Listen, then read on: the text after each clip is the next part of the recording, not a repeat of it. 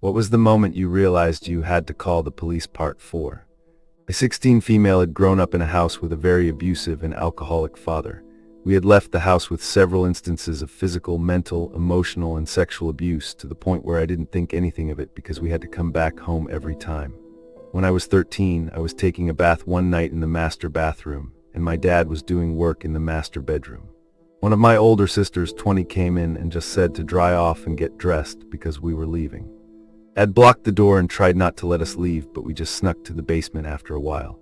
I still wasn't sure why we were leaving this time, cause this had been a pretty normal day with church, family, lunch, etc., and I didn't know if anything weird had happened. While we were down there, one of our family friends showed up and told us to go to one of our neighbors' houses where everyone else was waiting. We sat there for hours and I still didn't know what happened when it was midnight and the police were walking through the door of our neighbor's house.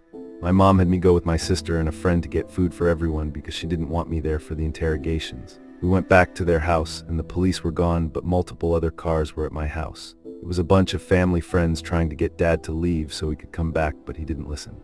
He ended up driving to a friend's house about 45 minutes away, but because of all of the trouble, we didn't get there until 4 a.m. None of us slept because of adrenaline, but at breakfast that morning, I finally heard what happened. And this was interesting because there was this air about everyone that had a sense of relief that we weren't going back to that life. My dad is known for his rage episodes and excessive physical punishment towards us because he was always drinking. Apparently what happened was one of my sister's 22 sister walked in the house just to see Dad standing in the kitchen and looking at her like he wanted to kill her. He just shouted, "Get your ass off my property," and started to chase her out of the house. She ran to her car and locked the doors and tried to drive away, but Dad jumped on the hood so she wouldn't drive. She called my other sister, 19, on the phone, and the only thing she heard was my sister screaming and the sound of Dad yelling and punching the glass of her windshield to break it. That all happened while I was in the house, and I had no idea until the next day. After we all got to safety, the police were called, and that was when my mom decided that divorce was necessary. After 2.5 years of taking Dad to court repeatedly, the phone call was recorded and played for the judge, and she cried hearing it.